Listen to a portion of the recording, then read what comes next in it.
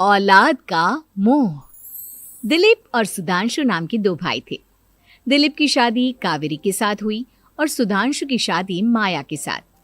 शादी के बाद दोनों भाई अपनी अपनी पत्नी के साथ खुशी खुशी रहा करते थे।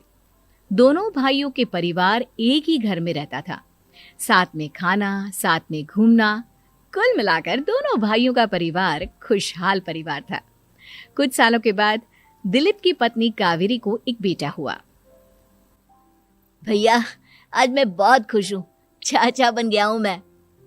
हाँ भाई साहब, इस बच्चे के घर में आने से तो रौनक आ गई है।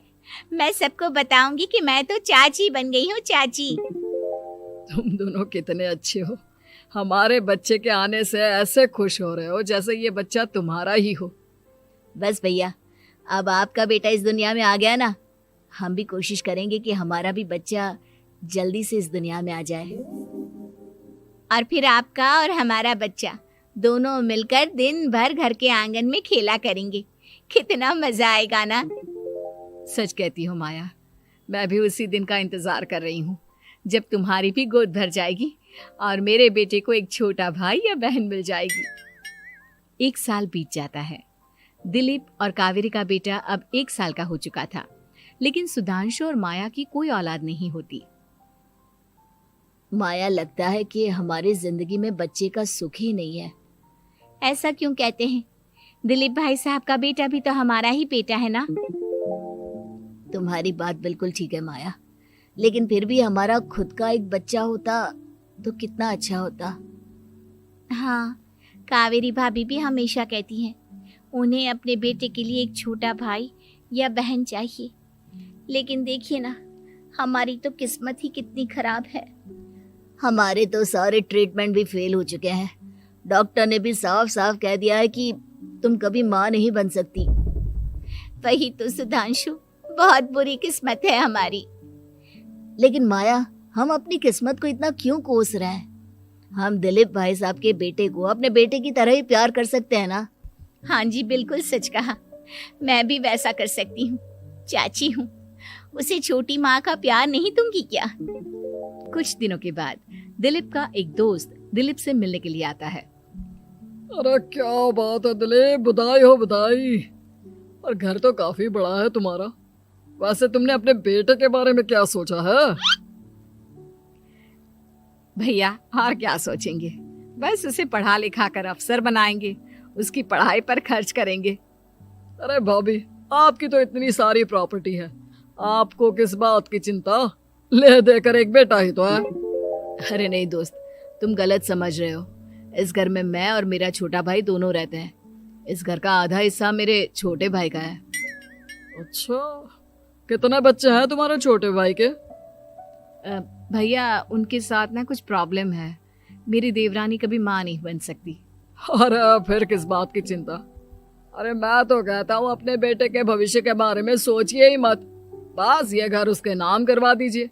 देखिए, आपके भाई का भी कोई बच्चा नहीं है तो सब कुछ आपके बेटे को ही मिलना चाहिए। लेकिन ऐसा करना क्या सही होगा? अगर उनका बच्चा नहीं है तो क्या हुआ?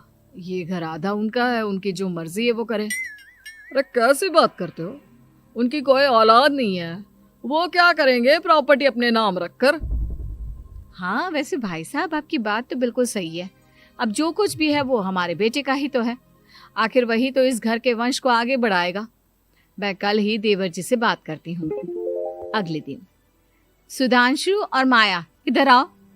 तुम दोनों से एक बहुत जरूरी बात करनी है मुझे। बताइए ना भाभी, क्या बात है? आपको कहीं जाना है तो आप अपने बेटे को मेरे पास छोड़कर जाइए। मैं ही पूरा दिन रख लूंगी उसे। अरे नहीं माया, वो तो मुझे पता है।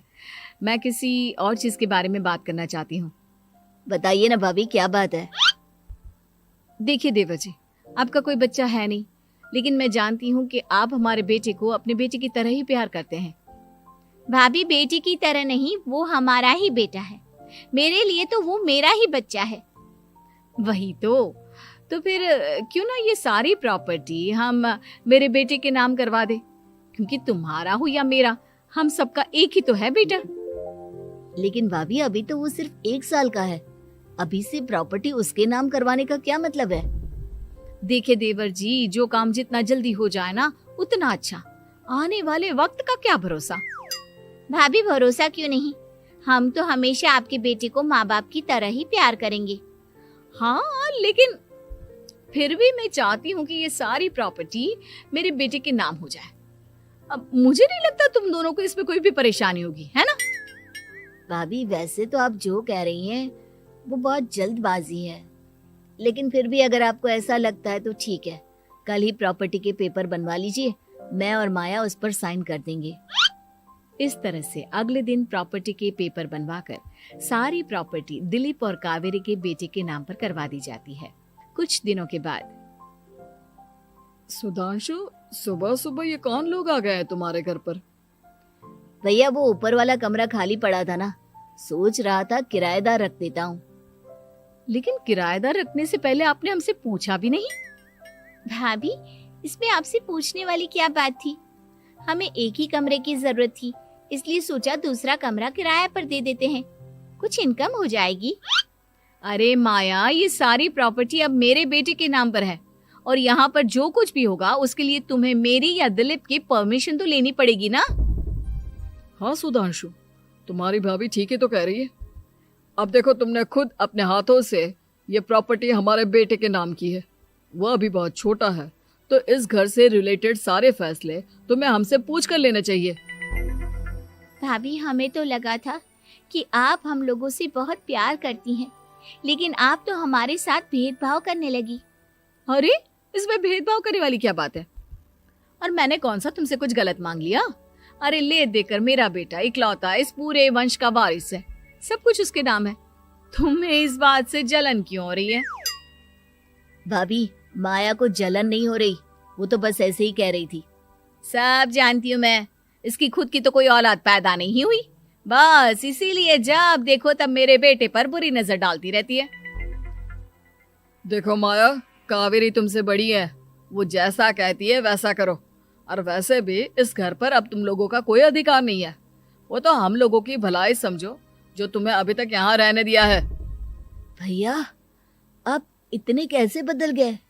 इस प्रॉपर्टी ने आपके दिल से हमारे लिए प्यार पूरी तरह खत्म कर दिया है क्या? इसी तरह वक्त बीतता जाता है और देखते देखते दिलीप और कावेरी का बेटा प्रणव 25 साल का हो जाता है और उसकी नौकरी लग जाती है। पापा आज मेरा अपॉइंटमेंट लेटर आ गया है, मैंने सिंगापुर में जॉब ज्वाइन कर ली है। लेकिन प्रणव, विदेश में नौकरी करने जाने से पहले तुम्हें कम से कम अपने मम्मी पापा से एक बार पूछना चाहिए था ना। इसमें पूछने वाली क्या बात है माँ, मैं सिंगापुर जाकर जॉब करना चाहता हूँ तो करना चाहता हूँ। देखो प्रणव, हमने तुम्हारे लिए इतनी सारी प्रॉपर्टी यहाँ पर रखी हुई है, उन सब का क्या होगा? यहाँ रहो, बिजनेस करो। सॉरी पापा, मैं यहाँ रहकर कोई बिजनेस नहीं करने वाला, और ये जितनी भी प्रॉपर्टी आपने मेरे लिए संभाल कर रखी है ना, ऐसे ही किसी को दान में दे दीजिए, क्योंकि मैं सिंगापुर से वापस इंडिया आकर कभी नहीं रहने वाला। दिमाग खराब हो गया है तेरा, जानता नहीं तेरी वजह से हमने तेरे चाचा चाची से लड़ाई करके पूरा घर तेरे नाम करवा दिया था। हाँ तो ऐसा करने से पहले आपको सोचना चाहिए था ना। और मम्मा, मैं तो वैसे भी उस वक्त 1 साल का था, मेरा इस मैटर से कोई लेना देना नहीं है। कैसी बात कर रहा है ये लड़का? अरे तेरी वजह से अपने छोटे भाई से दुश्मनी लेकर बैठा हूं मैंने तो उसे घर से भी निकाल दिया। जानता नहीं तू, बाजू वाले घर में एक छोटा सा कमरा किराए पर लेकर रहते हैं तेरे चाचा चाची, और ये सब मैंने तेरे लिए किया। देखिए पापा, आपने जो कुछ भी किया अपने लिए किया। मैंने आपसे कब कहा था कि मुझे ये प्रॉपर्टी और घर चाहिए? और वैसे भी अपने भाई के साथ इस तरह का बिहेव करके आपने कोई अच्छा काम तो किया नहीं।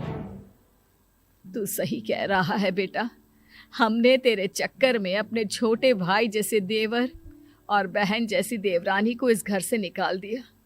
बहुत बड़ी गलती हो गई मुझसे। ठीक है मॉम, तो अब आप अपनी गलती सुधारो, लेकिन मुझे तो फॉरेन जाना है, मैं वहीं जाऊंगा। अब आगे क्या करना है ये आपका डिसीजन है। और प्रणव सिंगापुर जॉब करने के लिए चला जाता है।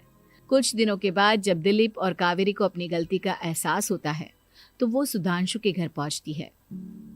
सुधांशु, माया, हमें माफ कर दो, हमसे बहुत बड़ी गलती हो गई। क्या हुआ भाभी? आज इतने सालों के बाद अब हम गरीब लोगों के घर क्या करने आई हैं? भाभी, हमने तो खुशी खुशी अपने भतीजे को सब कुछ दे दिया, अब हमारे पास कुछ भी नहीं बचा है। भाई मुझसे बहुत बड़ी गलती हो गई, जो तेरे जैसे भाई को मैंने प्रॉपर्टी के चक्कर में घर से निकाला, और जिसके लिए मैंने ये सब कुछ किया वो खुद ही विदेश चला गया। भैया भाभी, जिस बेटे के लिए आपने हम लोगों को इतनी तकलीफ दी, आपस के प्यार को बिगाड़ा, जब वही आपसे दूर चला गया तो आपको इस बात का एहसास हुआ। लेकिन माफ कीजिए, अब हम आपके साथ रहने के लिए उस घर में नहीं आ सकते। नहीं नहीं माया, ऐसा मत कहो, मुझसे बहुत बड़ी गलती हो गई, प्लीज वापस चलो, मैं वो घर फिर से तुम्हारे नाम कर देती हूँ। भाभी, मैं उस घर का क्या करूंगी? किसके लिए? मेरा कोई बच्चा नहीं, मैं तो बस जिंदगी भर आप लोगों के साथ प्यार से रहना चाहती थी, प्रणव को अपने बेटे की तरह प्यार करना चाहती थी, लेकिन आपने मुझसे वो अधिकार छीन लिया। भाभी और भैया, एक सवाल पूछना चाहता हूँ आप लोगों से। जो बच्चा कुछ ही दिन पहले दुनिया में आया हो, जिस बच्चे के भविष्य का आपको पता ही ना हो, उसके लिए अपने पुराने रिश्तों को तोड़ देना, अपने सगे रिश्तेदारों से दुश्मनी मोल लेना, उनके साथ झगड़ा करना, उनकी बेइज्जती करना, क्या ये सही है? कम से कम हमें सही वक्त का इंतजार तो करना चाहिए ना। सिर्फ प्रॉपर्टी के लिए अपने सगे भाई को घर से निकाल दिया, वो भी अपने 1 साल के बेटे के लिए। क्या ये वाकई में सही था? जवाब दीजिए मेरी बात का।